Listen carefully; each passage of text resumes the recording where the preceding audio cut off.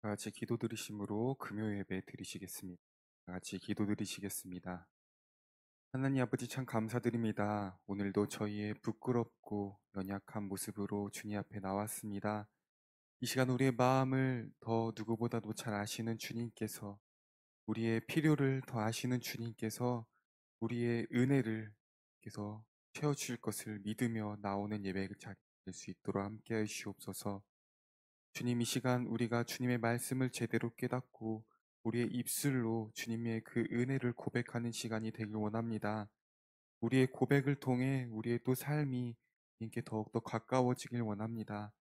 그에 합당한 은혜를 주님께서 주시고, 이 시간 정말 주님을 위해 힘쓰는 그런 모든 사람들이 나와 그 앞에 예배드리는 자리가 될 수 있도록 또한 주님께서 인도하시옵소서.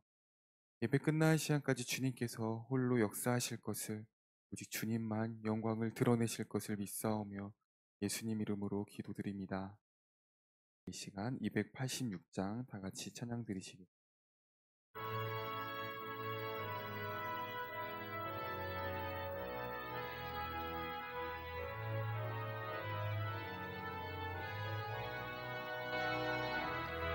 주 예수님 내 맘에 오사 날 붙들어 주시고 내 마음에 새 힘을 주사 늘 기쁘게 하소서. 사랑의 주 내 맘속에 찾아오사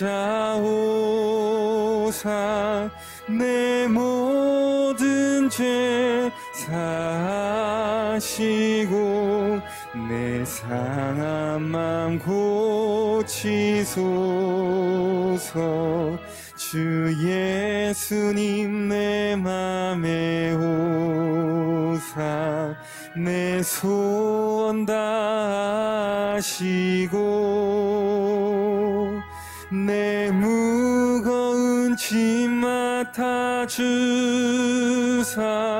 참 평안을 주소서. 사랑의 주 내 맘속에 찾아오사 내 모든 죄 사하시고 내 상한 맘 고치소서. 주 예수님 내 맘에 오사 날 정결케 하시고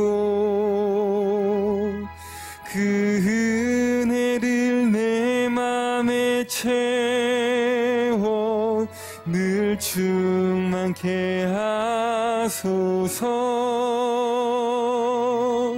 사랑의 주 내 맘속에 찾아오사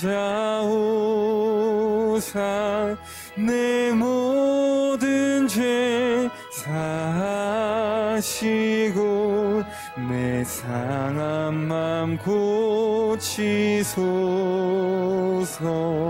주 예수님 내 맘에 오사 내 길 인도하시고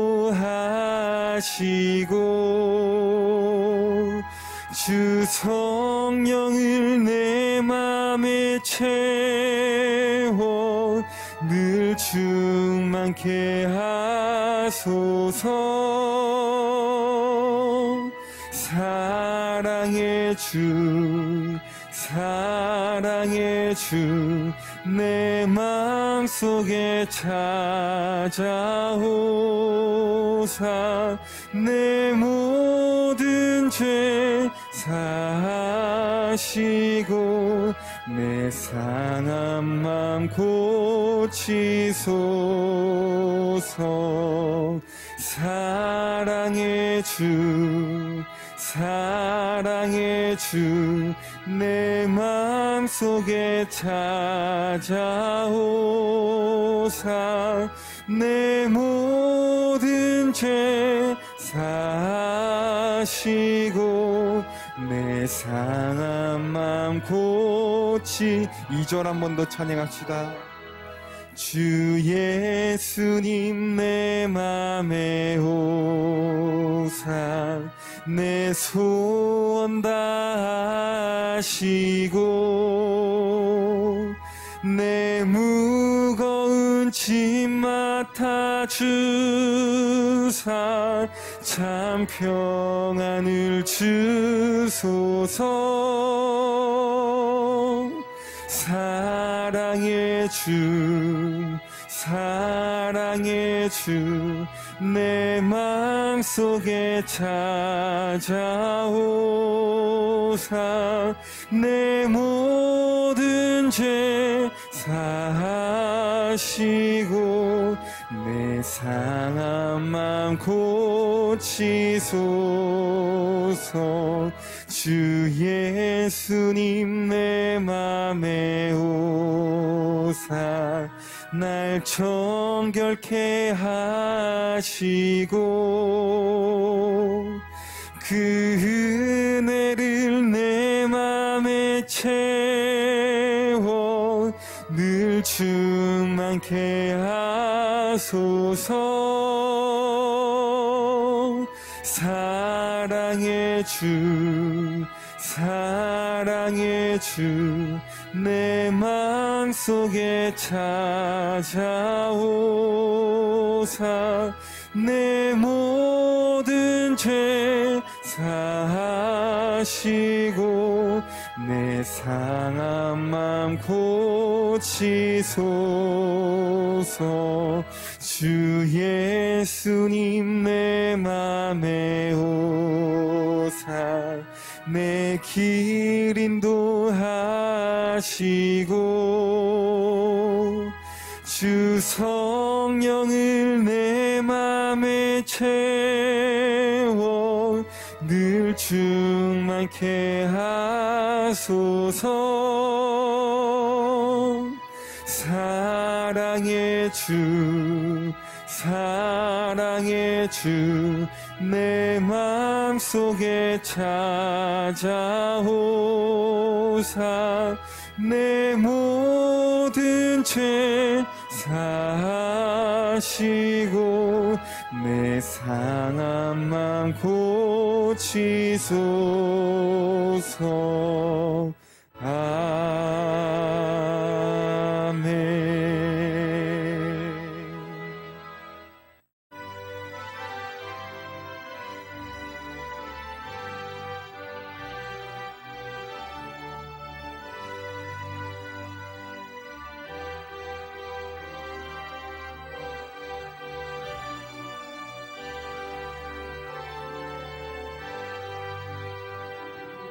예수는 나의 힘이요 내 생명 되시니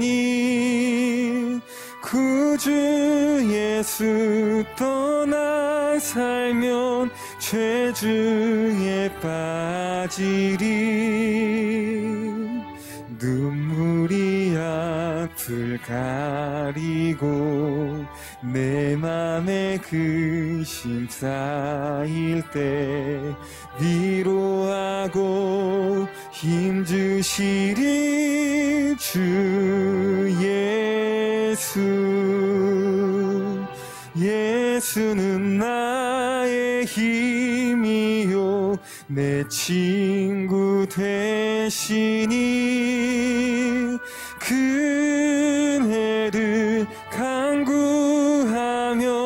풍성히 받으리. 햇빛과 비를 주시니 추수할 곡식 많도다. 귀한 열매 주시느니 주 예수. 예수는 나의 힘이요 내 기쁨 되시니 그 명령을 준행하여 늘 충성하겠네. 주야로 보호하시며 바른 길 가게 하시니 의지하고 따라가리 주 예수. 예수는 나의 힘이요 내 소망 되시니 이 세상을 떠나갈 때 곧 영생 얻으리. 한없는 복을 주시고 영원한 기쁨 주시니 나의 생명 나의 기쁨 주 예수. 예수는 나의 힘이요 내 생명 되시니 구주 예수 떠나 살면 죄 중에 빠지리. 눈물이 앞을 가리고 내 맘에 근심 쌓일 때 위로하고 힘주시리 주 예수. 예수는 나의 힘이요 내 친구 되시니 그네를 간구하면 풍성히 받으리. 햇빛과 비를 주시니 주수할 곡식 많도다. 귀한 열매 주시느니 주 예수. 예수는 나의 힘이요 내 기쁨 되시니 그 명령을 준행하여 늘 충성하겠네. 주야로 보호하시며 바른 길 가게 하시니 의지하고 따라가리 주 예수. 예수는 나의 힘이요 내 소망 되시니 이 세상을 떠나갈 때 곧 영생 얻으리. 한없는 복을 주시고 영원한 기쁨 주시니 나의 생명 나의 기쁨 주 예수. 아멘.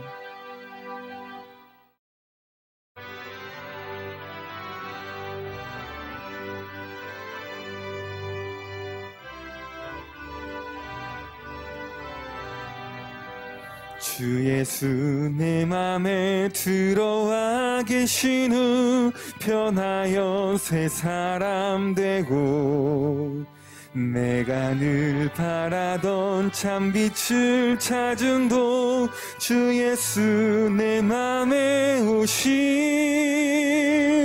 주 예수 내 맘에 오심, 주 예수 내 맘에 오심, 물밀듯 내 맘에 기쁨이 넘치는 주 예수 내 맘에 오심, 주 예수 내 맘에 들어와 계신 후 망령된 행실을 끊고 머리털보다도 더 많던 내 죄가 눈보다 더 희어졌네.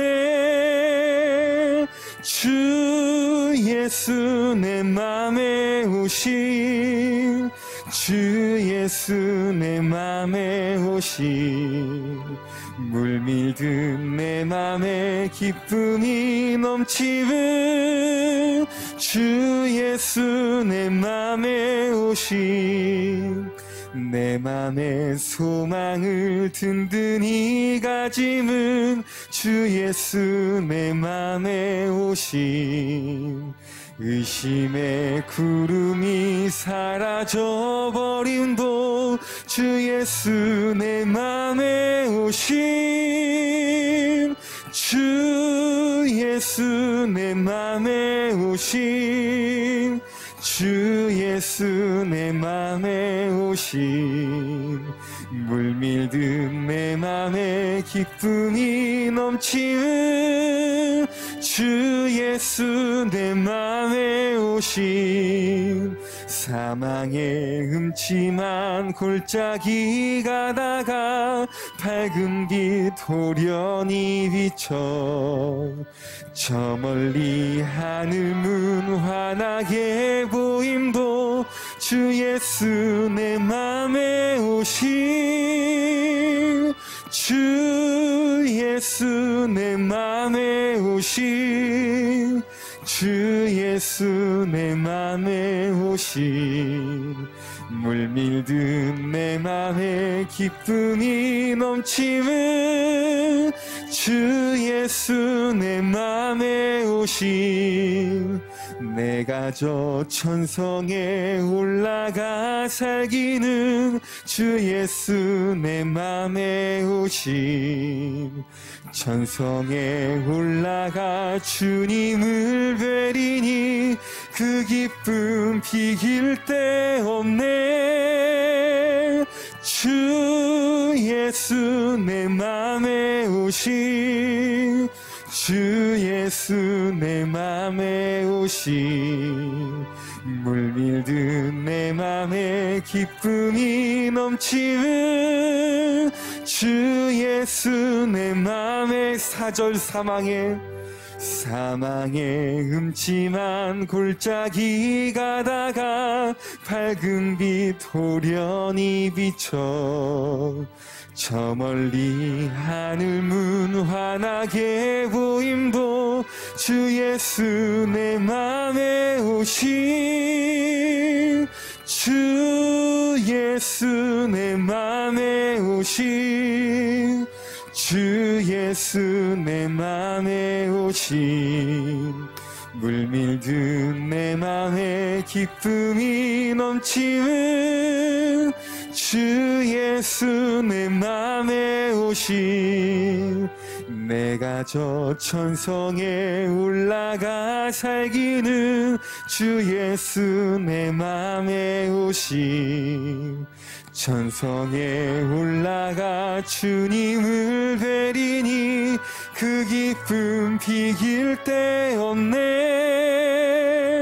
주 예수 내 맘에 오심, 주 예수 내 맘에 오심, 물밀듯 내 맘에 기쁨이 넘치는 주 예수 내 맘에 오심, 주 예수 내 맘에 오심, 주 예수 내 맘에 오심, 물밀듯 내 맘에 기쁨이 넘치는 주 예수 내 맘에 오심. 아멘.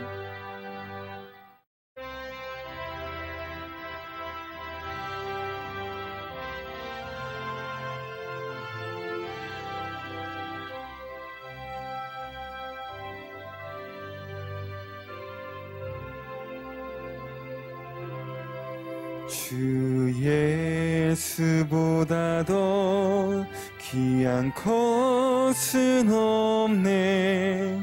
이 세상 부귀와 바꿀 수 없네. 영축은 내 대신 돌아가신 그 놀라운 사랑 잊지 못해. 세상 즐거움 다 버리고 세상 자랑 다 버렸네.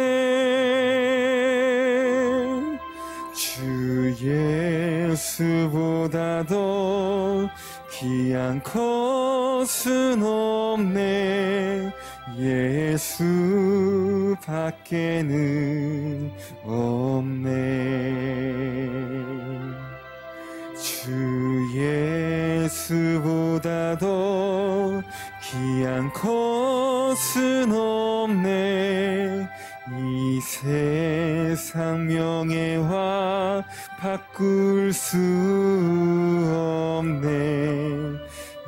이전에 즐기던 세상 일도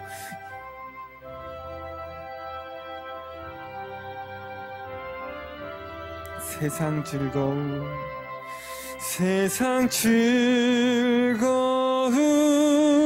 다 버리고 세상 자랑 다 버렸네. 주 예수보다 더 귀한 것은 없네. 예수 밖에는 없네. 주 예수보다 더 귀한 것은 없네. 이 세상 행복과 바꿀 수 없네. 유혹과 핍박이 몰려와도 주 섬기는 내 맘 변치 않아. 세상 즐거움 다 버리고 세상 자랑 다 버렸네. 주 예수보다 더 귀한 것은 없네. 예수 밖에는 2절 주 예수보다 더 주 예수보다 더 귀한 것은 없네. 이 세상 명예와 바꿀 수 없네. 이전에 즐기던 세상 일도 주 사랑하는 맘 뺏지 못해. 세상 즐거움 다 버리고 세상 자랑 다 버렸네. 주 예수보다 더 귀한 것은 없네. 예수 밖에는 없네. 주 예수보다 더 귀한 것은 없네. 이 세상 행복과 바꿀 수 없네. 유혹과 핍박이 몰려와도 주 섬기는 내 맘 변치 않아. 세상 즐거움 다 버리고 세상 자랑 다 버렸네. 주 예수보다도 귀한 것은 없네. 예수밖에는 없네.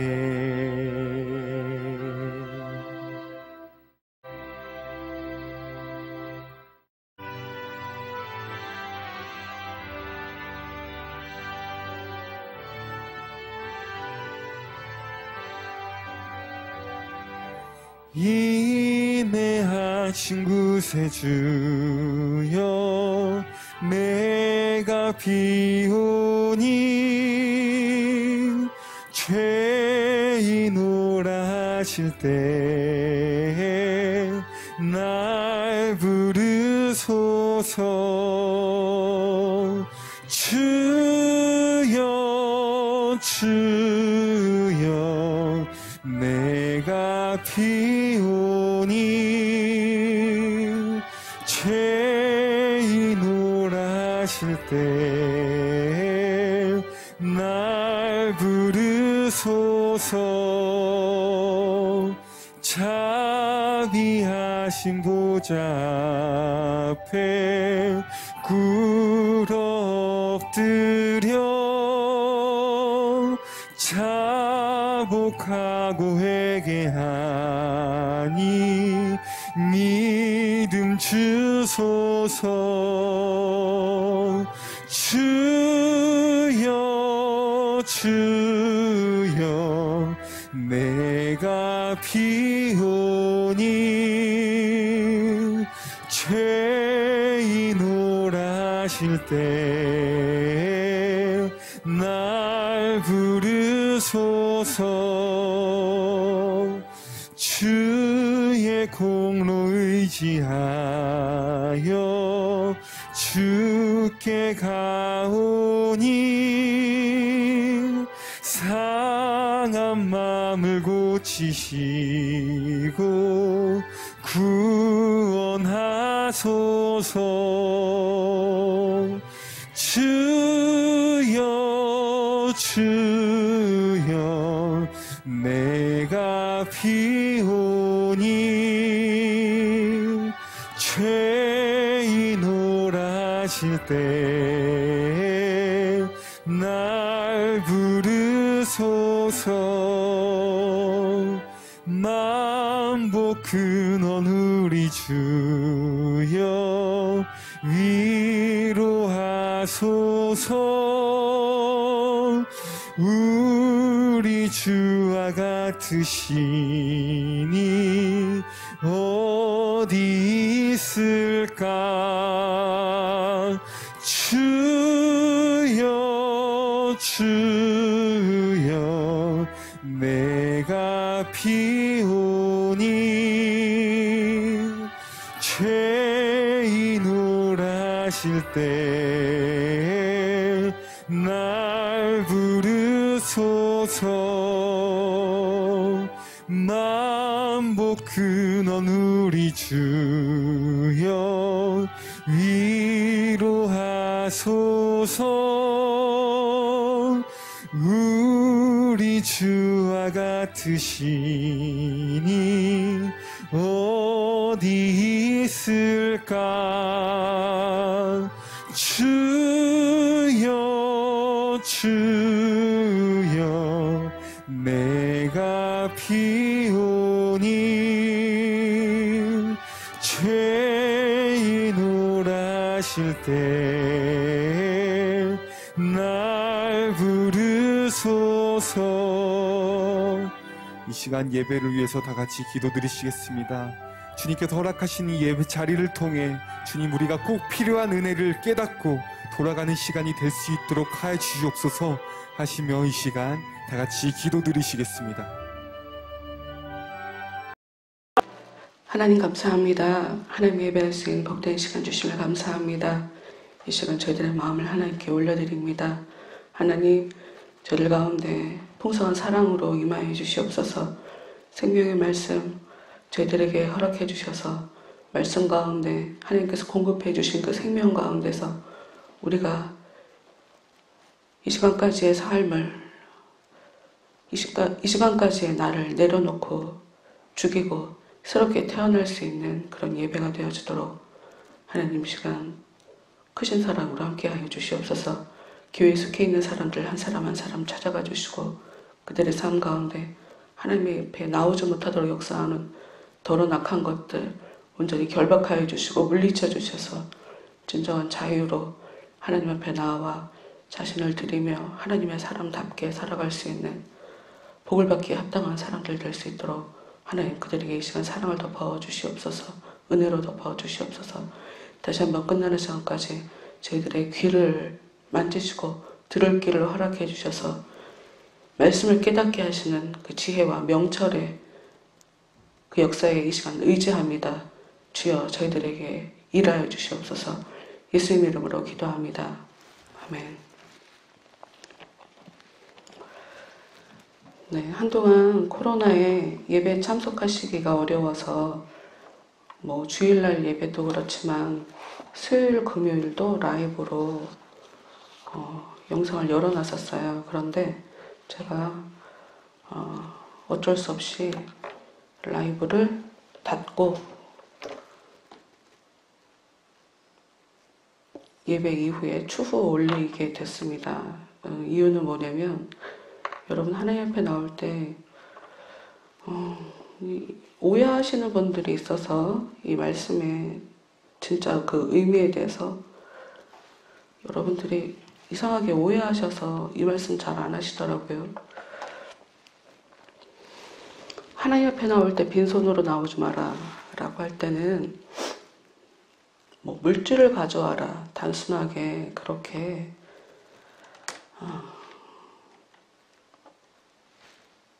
천박한 차원이라고 글쎄 물질을 갖고 나오는 것을 천박하다라고 얘기하는 것도 또 제가 좀 심하게 얘기하는 것일지도 모르겠네요. 단순한 게 아니에요. 그냥 하나의 물질을 갖고 나오라는 거구나 하나님 앞에 그런 뜻이 아니에요. 그 말씀이 우리한테 주는 진짜 의미는 하나님 앞에 그 어떤 헌신과 희생 없이는 진짜 예배를 드릴 수가 없어요. 할 수 있는 것만 하고 교회에 나오는 게 아니라 쉽게 집안에서 영상을 통해서 예배를 드리는 거 그거를 하나님이 어떻게 바라보실지 제가 너무 잘 알기 때문에 제가 영상 라이브로 들을 때마다 너무 불편함이 앞서서 제가 설교를 진행하지 못할 정도예요. 난 여러분들이 은혜를 받았으면 좋겠고 정말 은혜 안에서 정말 잘 됐으면 좋겠고 하나님의 살아계심을 증거하는 증인들로 살았으면 좋겠어요. 그래서 배려해주고 싶지 않아요. 배려해주고 싶지 않아서 차단했어요. 이거 녹음한 거 편집하지 말고 다 올리세요. 배려해주기 싫어요. 예수님께 배려해달라고 하는 사람은 신앙인의 모습이 절대로 아니니까. 그래서 닫았습니다. 하여튼 하나님 앞에 나올 때 그 어떤 희생과 헌신이 있어야 돼요. 힘든데 그걸 불사하고 나와야 돼요. 그걸 받아요. 여러분 아셔야 돼요. 그걸 받아요. 하나님이. 할 수 있는 거 하는 거 아니고 자기가 어떤 부분에 헌신하는지도 사실 잘 몰라요. 사람은. 심지어 누군가의 배려와 누군가의 헌신과 누군가의 희생으로 내가 지금 잘 지내고 있는지도 몰라요. 우리는. 그러나 제가 정확하게 말씀드릴 수 있는 건 희생 없이 헌신 없이 하나님 앞에 얻을 수 있는 거 없어요. 착각하시면 안 돼요. 벗어나야 돼요. 희생이 있어야 돼요. 그리고 희생이라는 것을 굉장히 크게 집을 빚내가면서 헌금을 내고 이런 걸 얘기하는 거 아니에요. 이거 분수에 넘는 거지. 분수를 모르는 거죠. 없는데 몰래. 없는 사람한테 많이 내라고 하지 않아요. 그런 걸 얘기하는 게 아니에요. 뭘 헌신이라고 얘기할지, 뭘 희생이라고 얘기할지는 여러분 각자가 여러분이 찾으세요. 그리고 내가 이게 헌신인 것 같아 라고 생각을 했는데 1년 후에 달라질 수 있어요. 2년 후에 또 달라질 수 있어요. 그러니 계속 그것은 여러분이 찾으세요. 그거는 제가 여러분한테 알려드릴 수 있는 게 아니에요. 하여튼 하나님께 나올 때 마음을 들고 나와야 된다. 어려움을 들고 내가 하나님을 존중해 드리기 위해서 어떤 것을 포기하고 하나님 앞에 나오는 것, 그게 하나님 앞에 나올 때 무엇인가를 들고 나오는 거예요. 네, 오늘 금요일 날은 그 종말론에 대해서 하고 있고, 이제까지 긴 시간, 굉장히 긴 시간 동안 현재적인 종말론, 종말이 이미 현재 벌어졌다라고 하는 것에 집중해서 같이 말씀을 받고요. 이제 앞으로는 미래적으로 벌어지게 될 종말론에 대해서 이제 앞으로는 계속 보게 될 거예요. 그러니까 앞으로 종말에 이러이러한 일이 벌어지게 됩니다 라고 성경에서 얘기하고 있는 그런 것들에 대해서 우리가 짚어보게 될 거예요. 근데 그 중에서 오늘은 개인적 종말론, 종말이 역사적인 어떤 사건이나 어떤 일들에 대해서도 종말이라고 적용할 수가 있어요. 내 환경에서 벌어지는 그 어떤 특정한 사건에도 종말이란 단어를 대입할 수가 있고, 인류가 살아가는 데 있어서 굉장히 광의적인 의미로 뭐 인류 역사가 딱 끝나는 것도 종말이라고 할 수 있지만, 나라가 시작돼서 나라가 마무리되는 것, 이것도 종말이란 말로 적용해서 볼 수가 있고요. 그런데 이제 개인적 종말에 대해서 보게 될 거예요. 성경에서 이 개인의 종말에 대해서 무엇이라고 얘기를 하냐? 일단 개인의 종말, 그래서 종말에 나타나는 것, 죽음이라는 거예요. 육체의 죽음. 성경에서 굉장히 구석구석 죄 때문에 인간이 죽게 되었다. 죄로 인해서 인간이 육체가 이제 죽는 존재가 되었다. 라고 얘기를 아무리 해도 기독교 역사 가운데 많은 선생님들이 죄와 상관없이 사람은 처음부터 죽는 존재로 만들어졌다고 가르쳤어요. 많은 선생들이.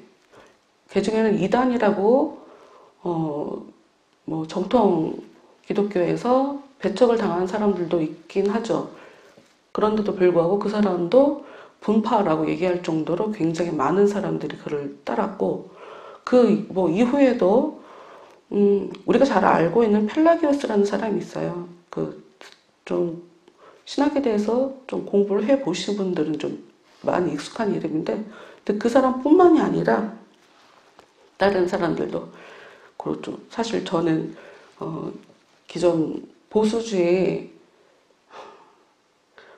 개혁주의 정통이라고 얘기하는 근데 좀 보수주의에서는 바르트라는 신학자를 별로 좋아하지 않아요. 근데 사실 저는 좋아해요.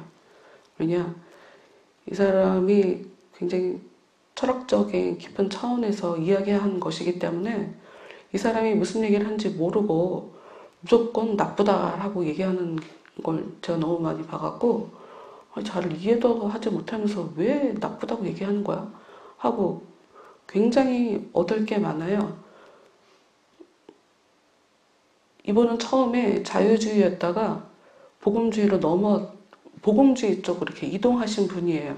그래서 자유주의에서도 배척받고 복음주의에서도 배척을 받는 그런 사람인데, 오히려 가운데 있어서 양쪽에게 다 영향을 주고 양쪽에게 다 칭찬을 받을 수 있는 뭐 그런 좀 어찌 보면 애매한 포지션이라고도 볼 수 있는데, 어쨌든 바르트도 그런 얘기를 했어요.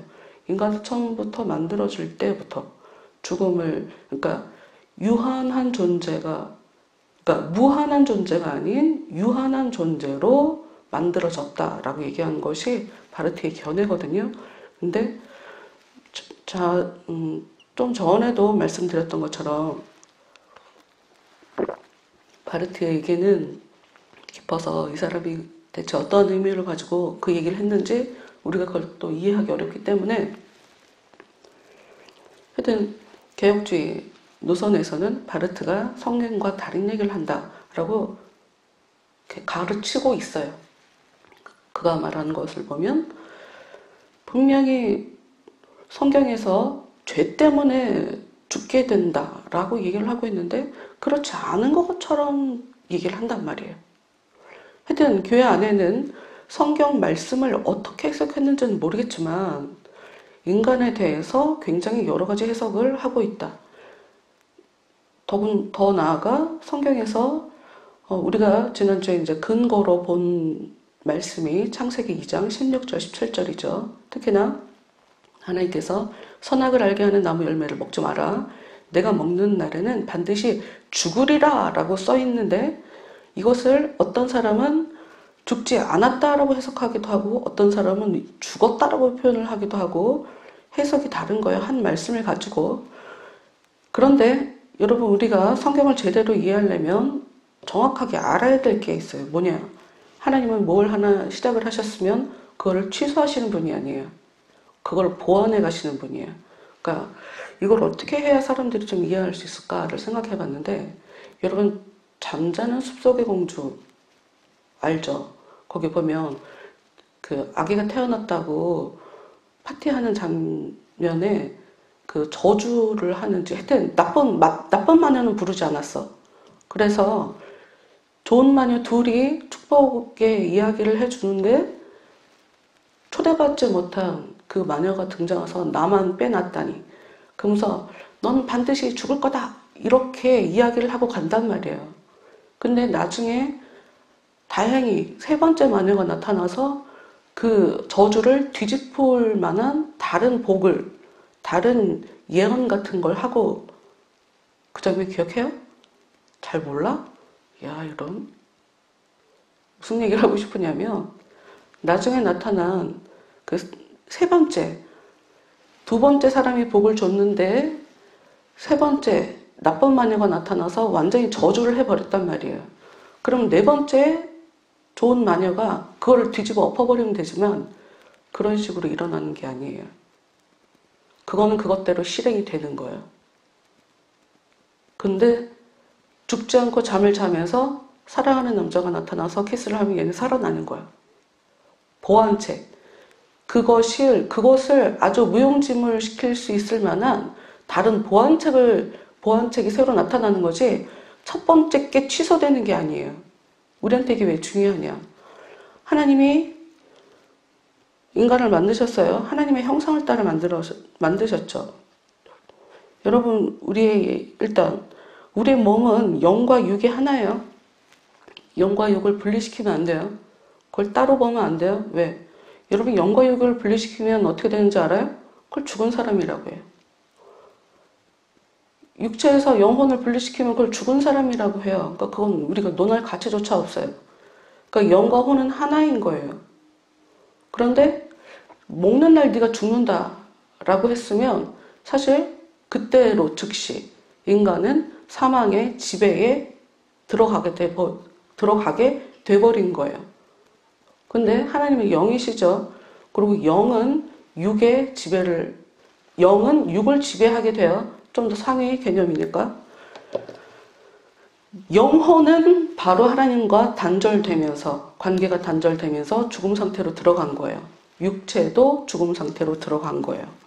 그것은 변하지 않는 원칙처럼 인간의 삶의 계속 원칙으로 지금 이 시간까지 계속 우리한테 효력을 발생하고 있는 거예요.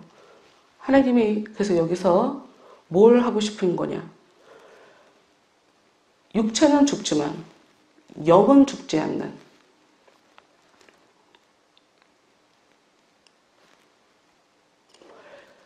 로마서 8장 10절에 이런 말씀 써 있어요. 그리스도께서 너희 안에 계시면 몸은 죄로 말미암아 죽은 것이나 영은 의로 말미암아 살아있는 것이니라.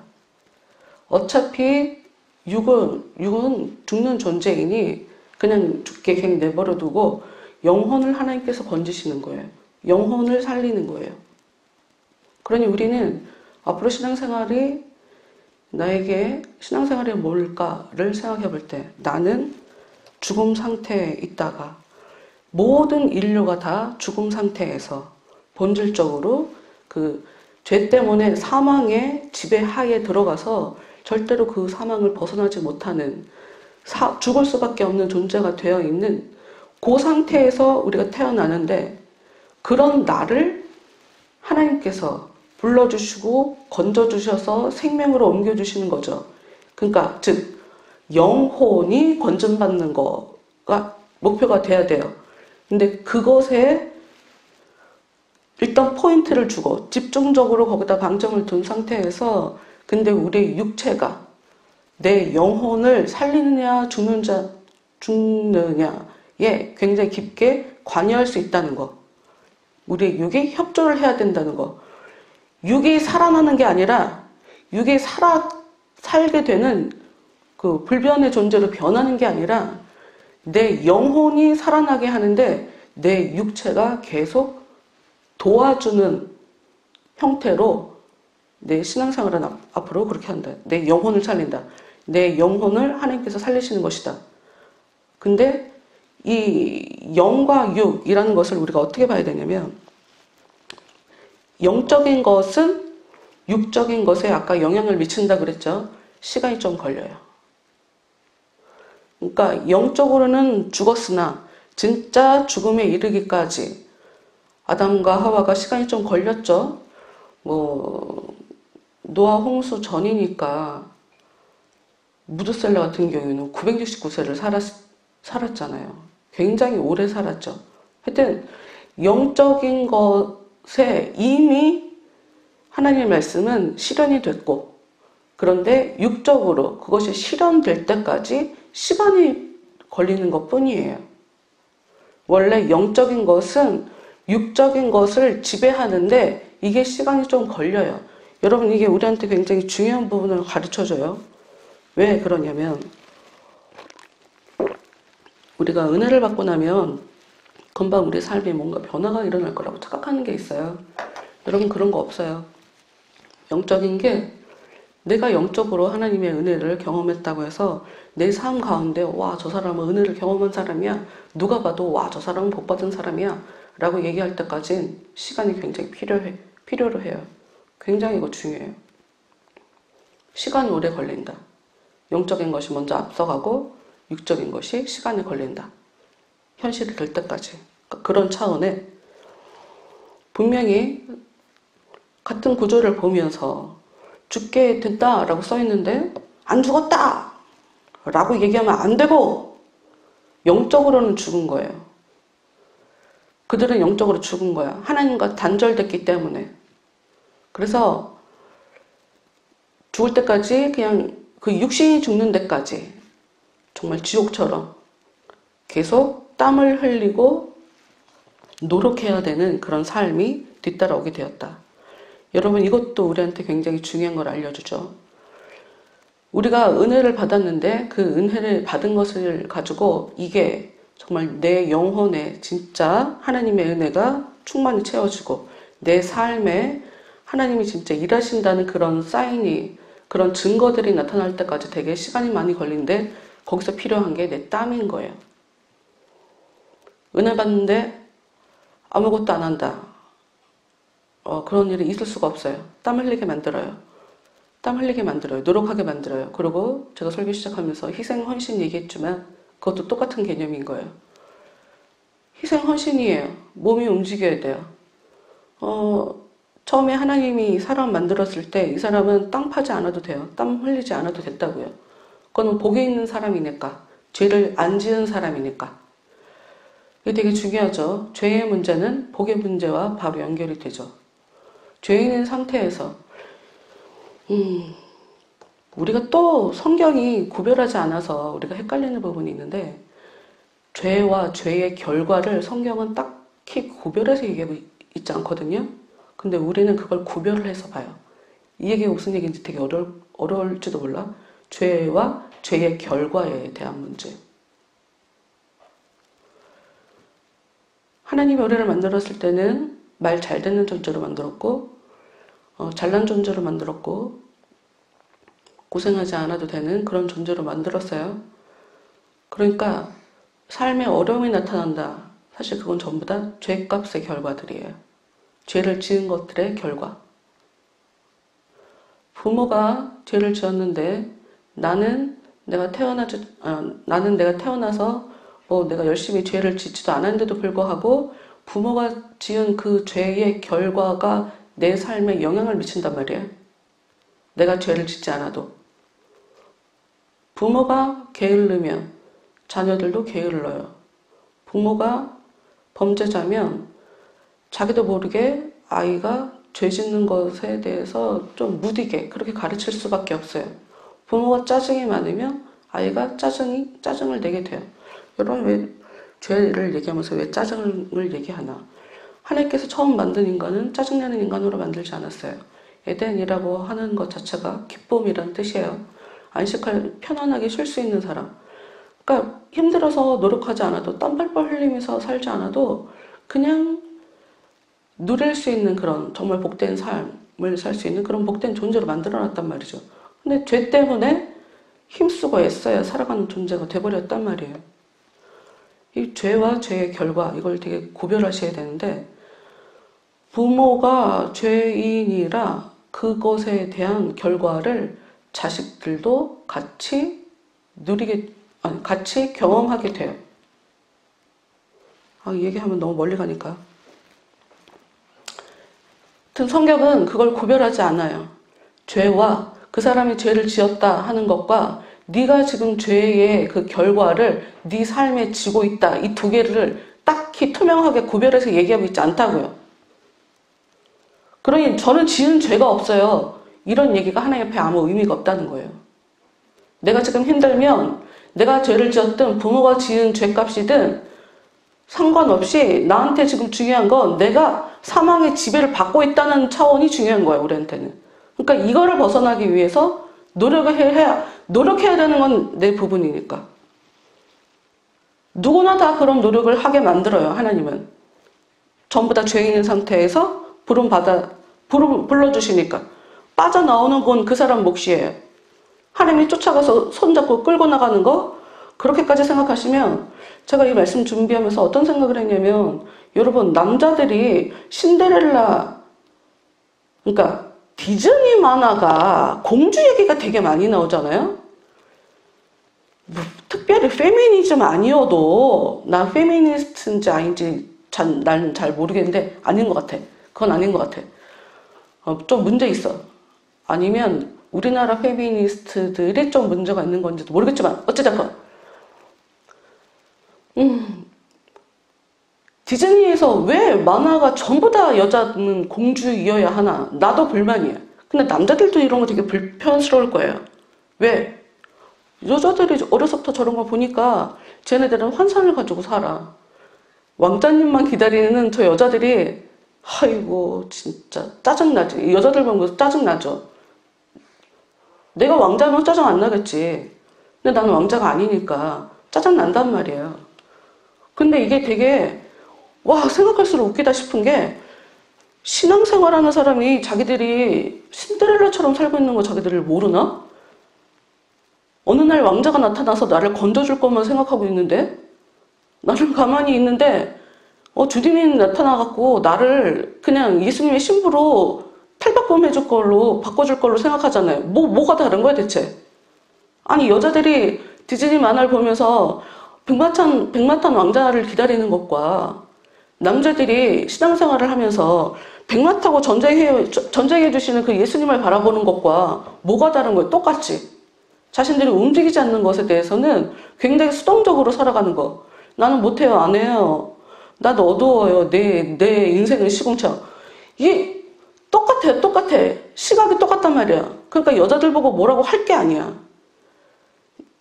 왜 내가 뭐라고 하나? 그럼 나는 내 삶에 혹시 저런 식으로 저런 가치관을 가지고 내가 세상을 바라보고 있지는 않나? 그거를 좀 봐야 되는 거지. 무조건적으로 그 여자들을 나쁘다. 저러니까 생각이 없다. 뭐 등등 이상하게 매도해버릴 일이 아닌 거죠. 내가 얘기하고 싶은 건 여러분 죄를 지은 후 인간은 드디어 육체적으로 죽음을 겪게 되었어요. 죽는 존재가 되어버리게 됐어요. 제가 자꾸 육체적으로라고 단서를 붙이는데 영적으로도 육적으로도 다 죽는 상황에 빠지게 되었어요. 이건 변하지 않아요. 그래서 은혜가 오면 하나님은 우리에게 우리의 영혼을 살려주세요. 그럼 내 삶의 문제는 내 영혼이 살아나면 그거 가지고 하면 돼. 여기까지 가면 너무 머니까 어찌됐건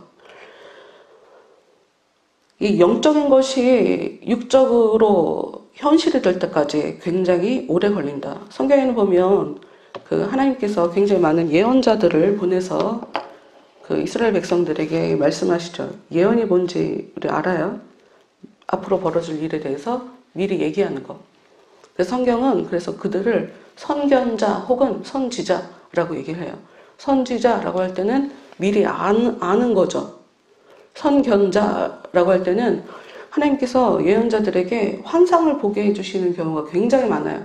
그러니까 환상을 딱 보게 하고 너가 뭘 보니? 네, 제가 이걸 봅니다. 그건 이런 뜻이야. 이렇게 미리 보여주시면서 그걸 풀이해 주시는 경우가 있거든요. 그래서 선견자라고도 표현하는데 이것들을 보면 몇백 년 전에 보여주세요. 정작 당사자는 그 일을 겪지 않아도 될 사람인데 그래서 가끔가다 성경 볼 때마다 왜 알려주시는 거지? 미리? 왜 저렇게까지? 근데 보니까 하나님이 일하실 때 보면 바닥부터 시작하시더라고요. 바닥부터. 처음부터. 그래서 일을 시작하시려면 이게 시간이 굉장히 오래 걸리시는구나. 준비하는데 되게 오래 걸리시는구나. 그래서 무슨 일인지는 모르겠지만 수백 년 전에도 선지자들에게 미리 앞으로 벌어질 일들에 대해서 예언을 해주시는 거죠. 그러니까 그게 쉽게 오지 않아요. 빨리 오지 않아요. 그 다니엘서를 읽다 보면 아주 재밌는 게 있어요. 난 이게 너무 재밌어. 나만 재밌는지 모르겠지만 다니엘서 10장 말씀을 좀 볼게요. 다니엘서 10장 말씀을 봅시다.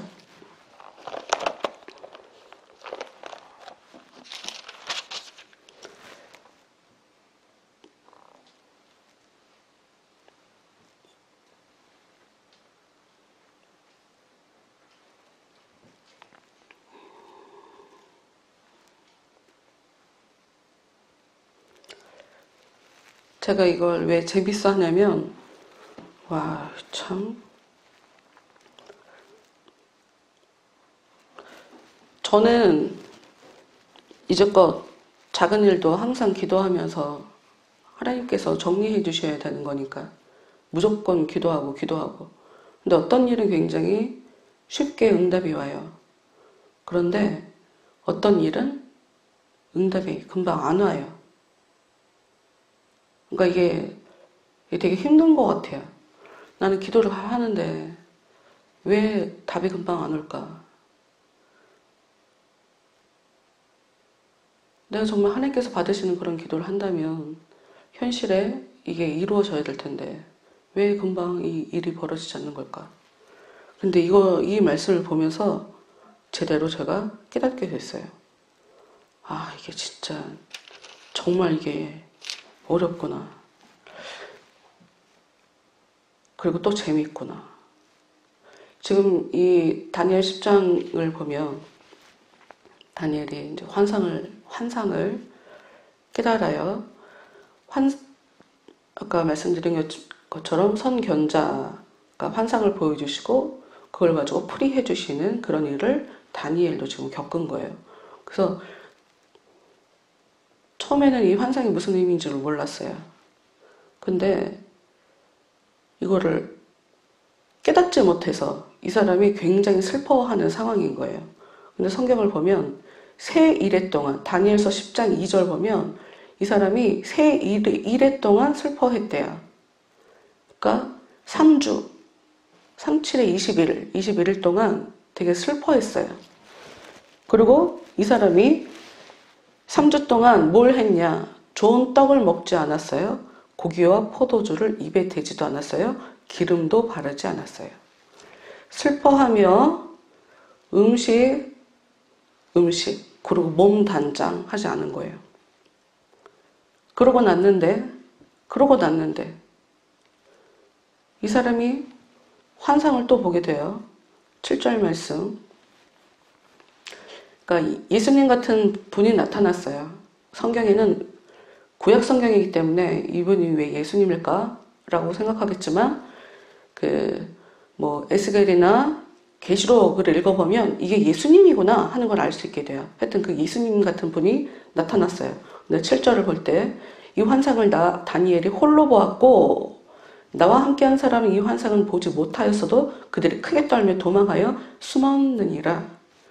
그러므로 나만 홀로 있어서 이 큰 환상을 볼 때에 내 몸에 힘이 빠졌고 나의 아름다운 빛이 변하여 썩은 듯하였고 나의 힘이 다 없어졌으나 내가 그의 음성을 들었는데 그의 음성을 들을 때에 내가 얼굴을 땅에 대고 깊이 잠들었느니라. 환상을 봤어요. 근데 좀 사람들이 같이 있는 상황에서 같이 봤는데 제대로 본 사람은 다니엘 혼자예요. 성경을 보면 그 바울이 예수님을 그 다메섹 도상에서 만날 때 그때도 분명히 음성이 들려요. 그런데 사람들이 잘 몰라요. 그때 벌어진 일에 대해서 제대로 깨달은 것은 바울 혼자예요. 그리고 예수님이 그 공생의 바로 직전에 세례 요한에게 가서 세례를 받는 그 장면이 있어요. 그때도 하나님의 음성이 들리거든요. 사랑하는 자, 내 기뻐한 아들, 사랑하는 자, 내 기뻐한 아들이라고 말씀하시는 그 부분도 보면 모든 사람들이 다 들은 게 아니에요. 그런데 환상을 보면서 그 음성이 너무 무섭기도 하고 그래서 겁도 나고 그리고 환상을 보면서 점점 이 사람은 죽는 사람처럼 변해버리는 거예요. 그런데 이렇게 쓰러졌단 말이야. 잠도 들었단 말이에요. 근데 10절에 손이 나를 이렇게 만지는 거예요. 그러면서 11절 내게 이르되 큰 은총을 받은 사람 다니엘아 내가 내게 이르는 말을 깨닫고 일어서라. 여러분 뜬금없이 선악을 알게 하는 나무 열매 얘기를 하다가 왜 다니엘로 넘어가나 싶을 거예요. 종말론에 대해서 얘기하면서 다니엘을 모르면 종말론에 대해서 알 수 없어요. 반드시 봐야 되는 책이에요. 다니엘은. 다니엘에게 그 신적인 존재, 아무리 봐도 예수님인 것 같은 그분이 큰 은총을 받은 사람 다니엘아 내가 내게 이런 말을 깨닫고 일어서라. 깨닫고 일어서라. 내가 너한테 보내심을 받았느니라. 라고 하니까 이 사람이 떨며 일어났어요. 뭐라고 말씀하시냐면 다니엘아 두려워하지 말아라. 내가 깨달으려고 하여 내 하나님 앞에 스스로 겸비하게 하기로 결심하던 첫날부터 네 말이 응답받았으므로 내가 내 말로 말미암아 왔느니라. 지금 기도하는 순간 위에서 응답은 바로 이루어졌다는 거예요. 그래서 내가 지금 왔다는 거예요. 언제? 이 사람이 내가 본 환상이 대체 어떠한 의미일까? 이거를 깨달으려고 아까 음식도 먹지 않고 씻지도 않고 3주를 그랬다고 분명히 전제를 하고 이 말씀을 봤는데 그분이 나타나셔서 말씀하시기를 내가 첫날 왔다. 첫날 내가 왔다. 그런데 바사 왕, 페르시아를 얘기하는데 페르시아 왕이 나를 21일 동안 막았다. 내가 거기 페르시아 왕국의 왕들과 함께 머물러 있더니 가장 높은 군주 중 하나인 미가엘이 와서 나를 도와주므로 이제 내가 마지막 날에 내 백성이 당할 일을 내가 깨닫게 하러 왔노라. 21일이 걸렸대요. 21일. 다니엘이 10장 시작할 때 자기가 3주 동안 슬퍼했다. 3주 동안 먹지 않았다. 라고 얘기를 했는데 다니엘은 지금 3주 동안 어떤 걸 하고 있었냐면 기도를 한 거예요. 22일 전에 내가 기도하는 순간 응답받은 그분이 출발을 했는데 21일 동안 못 왔다는 거예요. 그 페르시아 왕한테 잡혀갖고. 근데 21일 동안 기도를 했는데 다니엘이 3주 동안 기도했는데 미가엘이 나타나서 도와주는 바람에 내가 오게 됐다라고 얘기를 하고 있어요. 다니엘은 자기가 무슨 기도하는지 모르죠. 그냥 이 환상이 무슨 의미인지를 깨닫고 싶을 뿐이에요. 그래서 완전히 자기를 다 내려놓고 식음을 전폐하고 기도를 하니까 미가엘이 나타나서 예수님을 도와드려서 예수님이 나한테 오시게 된 거예요. 말씀이 나한테 현실이 되기까지 굉장히 오래 걸려요. 사망이 죽음으로 이를 때까지, 진짜 죽음으로 확인될 때까지, 내 영적인 생명의 그 사망이 육적인 그 사망으로 제대로 확인될 때까지 시간이 오래 걸려요. 그래서 사람들 사는 거 보면 제가 너무 안타깝고 속상한 거예요. 지금 그 상태로 살면 불보듯 너무 뻔하니까 앞으로 어떻게 될지, 어떤 삶을 살게 될지. 하나님을 의지하지 않으니 당연히 하나님 안 도와주실 거고, 전 지금 너무 힘들어서 하나님께 도와달라고 할 그런 그 여력도 안 돼요. 지금 반대로 하고 있단 말이에요. 사람들이 반대로 살아가고 있는 그런 모습을 보면 제가 얼마나 답답하겠어요. 자기가 아직 망하지 않아서 망한 줄 모르는 거예요. 자기가 아직 살아있으니까 그냥 살아있는 걸로 생각하는 거예요. 자기 아이들이 아직 어리니까 자기 아이들이 언제든 가능성 무궁무진한 아이들이니 커서 달라질 걸로 착각하는 거예요. 여러분 인생 그렇게 만만하게 보시면 안 돼요. 하나님은 절대로 하나님 고집 우리가 못 이겨요. 예수님은 자기가 이길 때까지 멈추지 않는다고 성경에 써 있어요. 예수님이 이길 때까지, 상대방이 내 무릎 앞에 엎어질 때까지 예수님 전쟁 멈추지 않아요. 예수님 전쟁 멈추지 않아요. 야곱도 하나님 저 살려주세요 라고 했는데 하나님 발로 찼단 말이에요. 야곱을 살려달라고 하는 그 야곱을. 그 사람 끝까지 예수님 그 하나님 붙잡았는데 자기가 하나님이랑 씨름하는 것 자체도 몰랐어요. 그 사람은. 그걸 잘 보면 지금 뭐 하나님 붙잡는 거랑 하나님이 나한테 이기는 거랑 그게 무슨 말인가? 말씀을 깨닫고 보면 그 두 가지 똑같은 얘기예요. 하여튼 똑같은 얘기예요. 그거 이해시키려면 안 되니까 그건 여러분이 각자 알아서 해결해서 이해해요. 똑같은 얘기라는 것만 얘기해 줄게요. 얘기하고 싶은 건 뭐냐면 내가 한 그 기도가 처음에 응답이 떨어졌어도 내가 그것이 현실이 될 때까지 내가 힘쓰고 애쓰고 거룩함으로 내 겸손함으로 내가 하나님께 정말 간절함으로 하나님을 붙잡지 않으면 현실이 되어지지 않아요. 성경이 우리한테 그런 얘기를 하는 거예요. 성경이 그렇게 얘기를 하고 있어요. 심지어 다니엘에게 예수님이 하신 말씀을 보면 은총을 받은 사람이요 라고 얘기하고 있어요. 은총을 받은 사람도 그렇게 사는데 우리가 은혜를 받았으면 얼마나 받았다고. 남이 절대 깨닫지도 못할 깊은 차원을 깨달았어요. 다니엘은.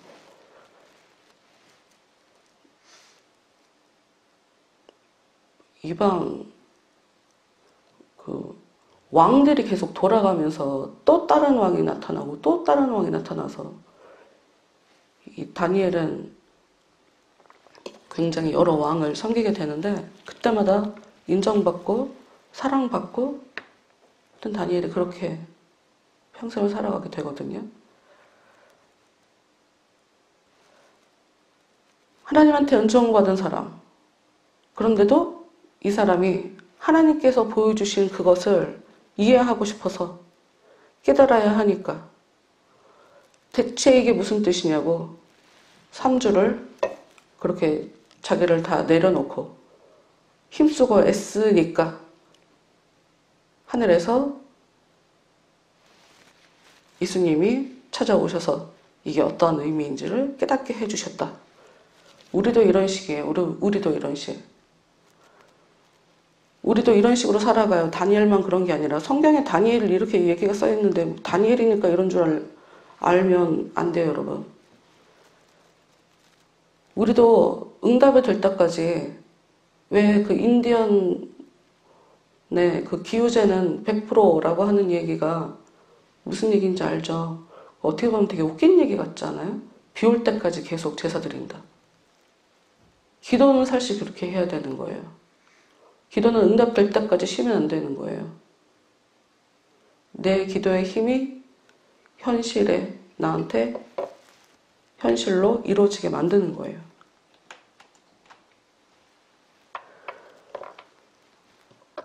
그리고 예수님께서 오시면 그리고 이것도 봐야지. 다니엘 12장 7절 한번 봐봐요. 다니엘 12장 7절. 이 끝날에 어떤 일이 벌어질까? 여러분 다시 말씀드리지만 여기 다니엘의 이 종말에 일어날 일들에 대해서 얘기를 하는데 이 끝날 마지막 때에 대해서 얘기하는 것이 지구 종말에만 이것을 적용시킬 수 있는 얘기가 아니에요. 이 나라의 흥망성쇠에 대해서도 적용할 수 있고 나의 영혼의 모습, 하나님께 가는 신앙의 여정에도 이것을 적용할 수가 있어요. 어떻게 적용하는지 한번 봅시다. 다니엘 12장 7절. 내가 들은즉 그 세마포 옷을 입고 강물 위쪽에 있는 자가 자기의 좌우 손을 들어 하늘을 향하여 영원히 살아계시는 이를 가리켜 맹세하여 이르되 반드시 한때 두때 반때를 지나서 성도의 권세가 다 깨지기까지 이니 그렇게 되면 이 모든 일이 다 끝나리라.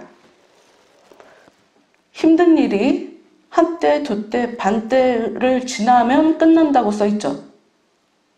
이게 성경에 한 번만 나오는 게 아니에요. 다니엘 7장에도 나오고 요한계시록에 이게 4번이 나와요.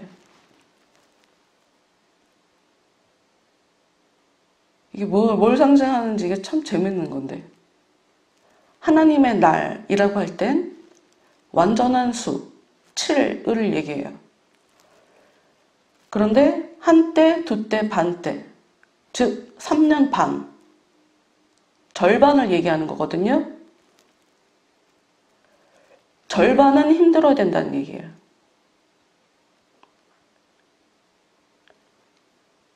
너희들의 인생을 살아갈 때 절반만 고생해. 절반만 고생하면 나머지 3년 반은 행복하게 살 거니까 그런 얘기인 거예요. 이게. 근데 가만 말씀해 보면 성도의 권세가 다 깨지기까지, 그러니까 이 3년 반에 이 일이 왜 일어나냐, 종말에 벌어진다고 하는, 그래서 아마 7년대 환란 뭐 이런 얘기 들어봤을 텐데 나 이렇게 웃으면 안 되는데 어이가 없어갖고 내 웃음이 나오지. 야, 사이비들이랑 하는 얘긴데 7년 동안 성도들이 환란 당한다고 무식한 사람들이 하는 얘기고 그런 의미가 아니에요. 7년 동안 환란 당한다는 얘기가 아니야. 하나님의 때가 우리를 하나님께 완전하게 이끌어가는 그때, 뭐 지상에서 준비하는 때를 7년이라고 볼 수도 있고 우리가 하나님 앞에 살아가는 전체적인 모습을 7년이라고 얘기할 수도 있어요.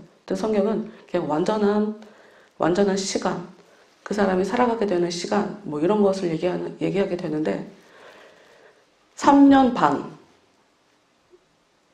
동안은 어려움을 겪게 된다. 천국에 들어갈 때까지는 어려움을 겪게 된다. 그래서 3년 반을 고생을 해야 되는 시기를 반드시 겪게 되는데 그게 왜 벌어지는 얘기냐?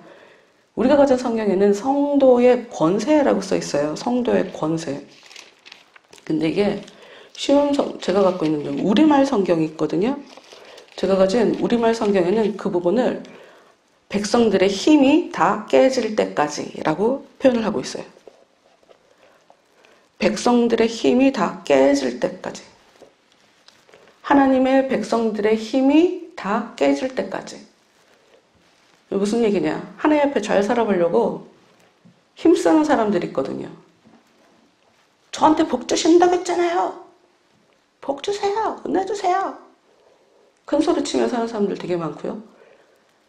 예수님 앞에 엎어져서 사는 게 아니라 진짜 예수님을 좌지우지 흔들며 살아가려고 하는 사람들이 굉장히 많아요. 여러분, 목사님들도 많아요. 제가 제 양심껏 얘기해요. 욕하셔도 할 수 없어요. 현실이니까. 가짜 목사님들이 되게 많기 때문에 그렇다고 무조건 제가 100% 나는 진짜입니다. 이런 얘기를 하는 건 아니에요. 나도 나중에 어떻게 될지 몰라. 그래서 나도 내 마음을 계속 관리하느라고 기도해요. 그 은혜가 하는 거지 사람이 할 수 있는 게 아니거든. 내가 얘기해주고 싶은 거. 힘이 안 빠져서 고생하게 된다는 거예요. 이게 굉장히 상징적인 의미를 갖고 있어요. 그러니 내가 70년을 살면 내가 35까지는 고생을 해야 된다. 그런 의미가 아니에요. 우리가 생각하는 그 숫자적으로 생각하면 안 돼요. 내가 힘이 빠지면, 내 힘이 다 없어지면 이제 절반 했다는 거야. 내가 힘이 빠지면, 힘이 정말 없어져서 저 아무것도 못해요 라고 한다면 이제 절반은 왔다라는 의미예요. 갑자기 또 힘들어지죠? 좋았다가 똑같은 얘기인데 절반만 고생하면 돼요 라는 이야기와 이런 식으로 표현하게 되면 완전히 다른 게 보이죠.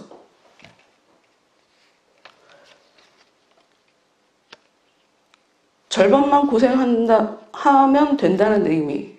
그런데 다르게 보면 이제 겨우 절반을 경험했다는 의미죠. 다니엘은 예수님 앞에 내려갈 대로 바닥까지 내려간 사람이었어요. 이게 바로 힘이 빠진 거예요. 환상을 볼수록 더 힘이 빠지고 내려갔어요. 은혜를 경험하면 경험할수록 여러분 글쎄 이런 거 경험했는지 모르겠지만 사실 저는 제 개인적으로 은혜를 좀 깊게 경험하면 기운이 빠져요. 그래서 내가 수요일날 공부하고 난 이후에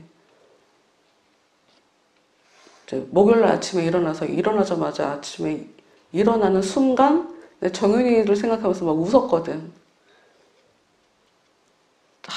진짜 정말 잘했네. 지금 다니엘도 내가 본 게 과연 어떠한 의미일까를 깨달으려고 21일을 뒹구른 거거든요. 저 사랑 안 한다고? 그걸 미워하는 거라고? 대체 뭐야 그게? 그거를 이해하려고 대체 무슨 의미인지를 계속 집중했다는 데에 대해서는 되게 높이 평가하면서 이게 또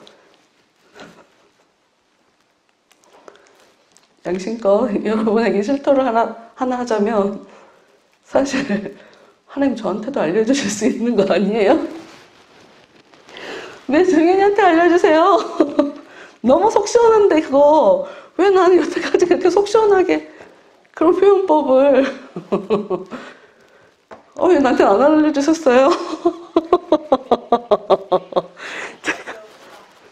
너 마음 한편으로 질투하고 있더라고 내가. 그래서 두루두루 여러 가지로 아니 너무 복잡한 거야. 한편으로는 야 이 자식 잘했다. 그래 신앙생활 그렇게 하는 거야 라고 하는 생각을 하는데 그 뒤로 진짜 나한테도 알려주시지. 왜냐하면 나는 사람들한테 아니 이 얘기가 왜 어려워? 왜 이 얘기를 못해? 대체 어떻게 해야 쉽게 가르쳐주는 거야? 이게 나한테 너무 힘든 문제라 그걸 하나 알려주셨다고 하니까 막 질투가 막 속에서 막 올라오는 거예요. 그래서 이러지 말자. 또 이러면 안 되지, 또 내가. 이러고 또 마음을 내가 눌렀는데, 여러분, 왜 이 깨달음이라는 게 되게 중요하냐면, 예수님이 다니엘에게 환상을 보여주고 깨닫게 만들어 주셨잖아요. 이게 은혜를 받는 거예요. 깨닫게 돼요. 은혜를 받으면. 그러니까 뭘 깨달았다. 이게 바로 지금 내가 은혜를 경험한 거예요.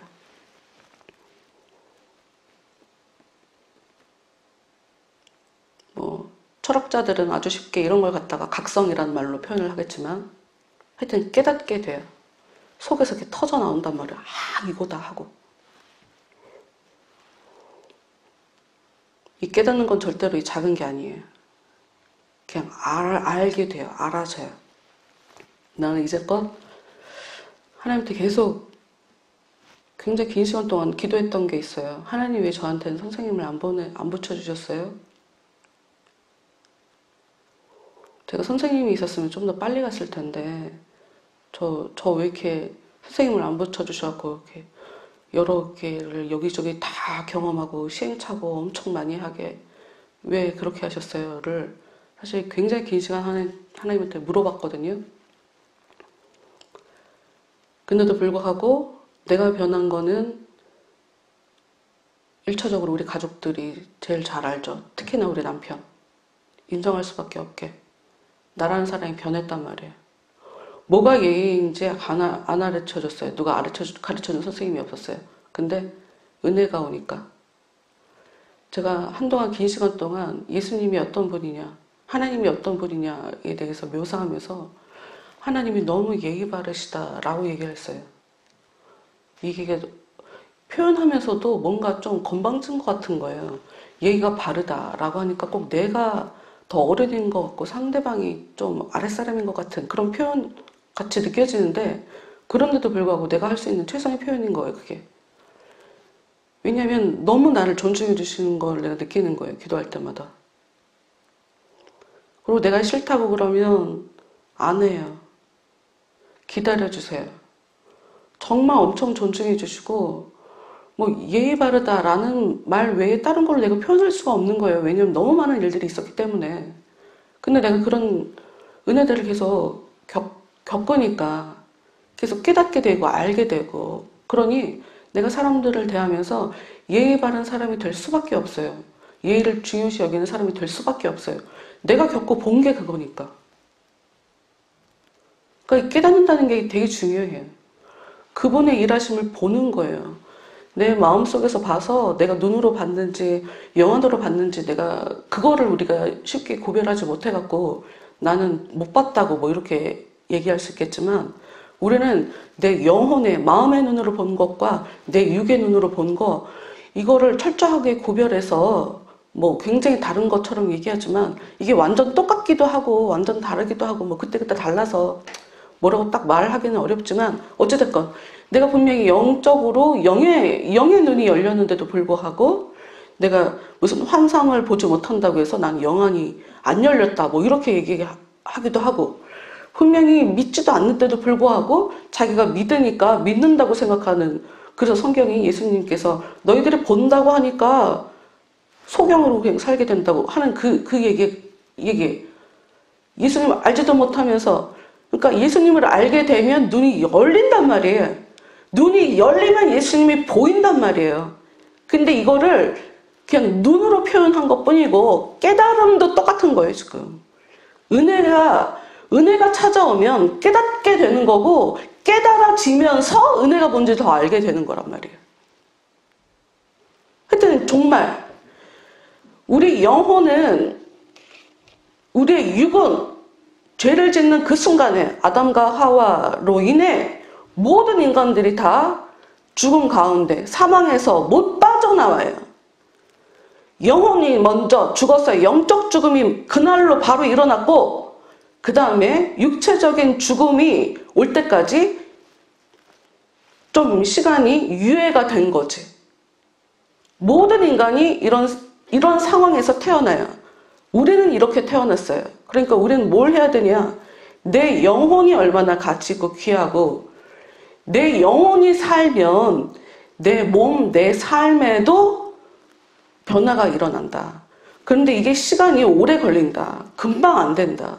그리고 내가 기도하는 것에 굉장히 관계가 많이 되어 있고 내가 깨닫는 것 그리고 내가 내 마음을 주님 앞에 얼마나 내려놓느냐에 이게 깊게 관여된다. 그러니 내가 힘이 빠진다면 그게 바로 십자가에 죽는 거지. 예수님이 십자가에 나를 죽이는 거 바울이 날마다 자랑한 나는 예수님 앞에 날마다 죽는다. 그게 내 자랑이다라고 얘기한 그게 내 권세가 내 힘 다 깨뜨리는 거죠. 이분이 나한테 삶을 통해서 내 가진 힘을 억지로 뺏어가지 않더라도 내 스스로가 내가 갖고 있는 힘을 스스로 내려놓는 거지. 먹을 수 있는 거 안 먹고 뭐 얘기했더라? 아까 여러 개 얘기했는데 그렇다고 여러분한테 고기를 끊으라는 얘기를 하는 건 아니에요. 고기를 끊으라는 얘기를 하는 게 아니야. 좋은 음식 안 먹었고 고기 안 먹고 포도주 안 먹고 기름 바르지 않았고 이 겉에 이쁘게 치장하는 게 뭐가 중요해? 내 속 마음이 예쁘고 아름다워지지 않았는데 내가 그걸 안 다음에 내 겉에만 치장하는 게 뭐가 중요해? 그러니까 남자들 정신 차려야 돼. 겉모양만 이쁘게 내는 여자들은 절대로 그런 여자들은 행복하게 결혼생활 못해. 하나만 한쪽으로 치우치게 돼 있어요. 사람은 특히나 저기 정신 차려도 너 월빠 은혜가 안 이쁜 여자도 이쁘게 만들어줘. 여기서 아멘 해야 돼. 무능력한 사람도 하나님이 부자 만들어주고 산 증인이야. 우리 가정이 하나님의 은혜가 현상적으로 나를 진짜 변해시켰다 라고 할 때까지 시간이 굉장히 오래 걸려요. 그러나 내 마음은 알아. 내 영혼은 안다고. 내가 지금 잘 믿고 있다. 하나님이 나한테 말씀하신다. 그날로 죽은 이것은 하나님과 교제가 끊어졌다는 얘기를 기반으로 하고 있단 말이죠. 교제는 지금 당장 할 수 있어. 하나님이 지금 당장 나한테 오실 수 있단 말이에요. 당장 오셔서 내 죽어있는 영혼을 살려주실 수가 있단 말이에요. 이건 기도하는 것에 따라 달려있어요. 내가 얼마나 그분을 진짜 겸손한 마음으로 날 내려놓고 제발 나한테 은혜를 베풀어 주시라고. 내가 알고 있는, 여러분 각자 알고 있는 죄에 대한 결과, 여러분의 삶에 미치고 있는 거, 여러분 아는 걸 있을 거예요. 그것 때문에 사실 여러분 자신 없거든요. 가난한 거, 머리 나쁜 거, 성격 안 좋은 거, 이거 전부 다 그런 문제거든. 근데 자기 스스로 인정하지 않으면 있는 것도 뺏어가죠. 가난하게 만들어요. 힘을 빼야 되니까. 힘을 빼지 않으면 마음에 힘이 안 빠지니까. 갖고 있는 걸 뺏어야지만 하나님이. 건강도 뺏고. 그리고 단언컨대 제가 특히나 이 남자분들한테 그 얘기를 했는데 신앙생활을 한다고 하면서 내가 능력이 없다고 기가 죽는다. 쪽팔린 줄 알아야 돼. 믿음이 없어서 그래. 내가 아직은 아니지만 하나님이 나한테 복 준다. 이게 안 믿어지면 아직 갈 길 먼 거예요. 아까 성경에서 다니엘에서 얘기하는 아직 힘이 안 빠져서 그래. 내 힘으로 살려고 하니까.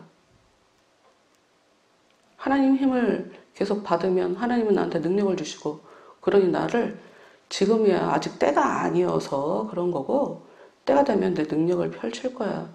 이런 당당함이 올라와야 돼요. 이거 없이 상황이 바뀌어지면서 나라는 인간의 마음이 바뀌고 생각이 바뀔 거라고 착각한다고 그러면 평생 좋은 미래는 기대하지도 마요. 마음부터 바뀌어야 돼. 자신감이 넘쳐야죠. 물어봐야죠. 하나님, 저는 왜 자신이 없어요? 하나님, 저는 왜 저를 보면서 이렇게 자꾸 자책하는 마음이 있어요? 하나님, 왜 저를 보면서 왜 이렇게 바보처럼 생각해요? 이거 물어봐야지. 이런 거 물어봐야 돼요. 이런 걸 가지고 그 하나님의 답을 듣기 위해서 엎어지는 거예요, 우리는. 그게 기도하는 거예요. 기도가 뭐 꽤나 복잡하고 어렵고 이런 거 아니고. 하여튼 개인의 종말. 우린 전부 다 죽어요. 그러나 은혜는 우리로 하여금 새로운 산길을 열어주신다. 그래서 영혼을 살려주신다. 그리고 뭐 두 사람은 죽음을 보지 않고 간 사람도 성경에는 기록하고 있잖아요. 에녹하고 엘리야. 과연 그들이 어떤 삶을 살았는지는 모르겠지만 우리가 뭐 그렇게 될 수는 좀 없을 것 같고, 뭐 힌트 하나, 에녹. 그 사람은 1년 365일 하나님과 항상 동행한 사람이라고 봐야 돼요. 성경을 들여다보면. 하여튼 죄인은 죽어요. 그러니 의를 준다고 하시는 하나님, 그리고 생명을 주신다고 하는 그 하나님, 그 은혜 안으로 우리가 들어가는 것밖에 달리 방법이 없어요. 그거 외에는 달리 방법이 없어요. 그분이 나한테 오시는 거, 그거밖에는 달리 방법이 없어요. 내가 변하는 것밖에 달리 방법이 없어요. 손 놓고, 내가 여러분한테 참 자주 얘기했지만 똑같은 말인데도 불구하고 이전까지 그분이 나한테 오시는 것에 계속 집중해서 얘기했더니 아무것도 안 해도 되는 걸로 자꾸 착각을 하는 것 같아서, 그러니까 우리가 그분한테 그 은혜를 향해서 계속 주 말씀 향하여 달려가리라, 그 찬양처럼 그 은혜를 향해서 내가 계속 움직이는 것, 그거밖에는 달리 사는 방법은 없어요. 생명은 나한테 주시는 게 아니라 그분이 갖고 계세요. 그 안에 들어가야 돼요. 복도 그 안에 있어요. 예수님 그 안에 있어요. 그리고 금방 우린 못 날아가요. 직행 버스 타고 거기 가는 거 아니야. 무슨 KTX 타고 순식간에 거기로 공간 이동하는 거 아니고, 그냥 삶 속에서 조금씩 죄의 그 사망의 권세가 나한테 끊어지면서 내가 주님한테로 가게 되는 거예요. 그건 전부 다 내 기도 몫이에요. 기도합시다. 하나님, 그 영원한 사망의 그 지배 안에 아직도 붙들려 있는 저를 불쌍히 여겨주시고, 하나님 저를 해방시켜 주옵소서. 제가 제 삶 가운데 내가 천국에 들어와 있구나, 너무 기쁘다, 너무 행복하다, 너무 편안하다, 이것이 안식이구나, 이것이 주님께서 주신다고 하는 그 평안이구나. 하나님, 제가 그것을 맛볼 때까지, 그것을 경험할 때까지 제가 절대로 쉴 수 없습니다. 하나님, 제가 계속 달려갈 수 있는 그런 힘을 저에게 공급해 주시고, 저를 계속 붙잡아 주시고, 저로 하여금 쉬지 않고 주님을 향해서 달려갈 수 있는 그런 은혜들로 이 시간 저를 붙잡아 주옵소서. 그리고 제가 어떤 부분에 더 하나님의 은혜를 구해야 하는지 기도할 수 있게 기도 문장을 저한테 주시고, 제 생각을 계속 만져주셔서 3년 반 내 힘이 빠질 때까지 고생을 반드시 해야 되는 것이 그 천국에 들어가는 그 법칙이라고 하는데, 내 환경에 힘든 일이 벌어지지 않게 굳이 그럴 것 없이 내가 내 스스로 그 낮은 자리로 내려갈 수 있는 자가 될 수 있게 하나님 도와주옵소서. 내가 힘을 내려놓습니다. 제가 잘하려고 하는 제 힘, 잘하고 싶다라고 하는 내 욕심 다 내려놓겠습니다. 주님 저에게 찾아와 주시고 새 힘을 주시고 저를 더 강한 사람으로 변화시켜 주시옵소서. 다 같이 기도하겠습니다.